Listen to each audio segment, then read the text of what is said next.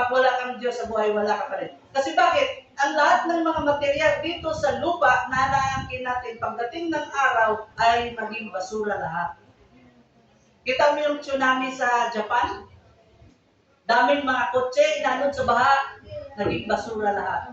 Daming mga mahalagang bagay, daming mga bahay na sira, naging basura ang lahat. Pagawa naman tayo. Nakita natin sa Los Angeles ba yun? Angeles? Yung nasunog ng apoy na hindi nila mapatay-patay yung apoy.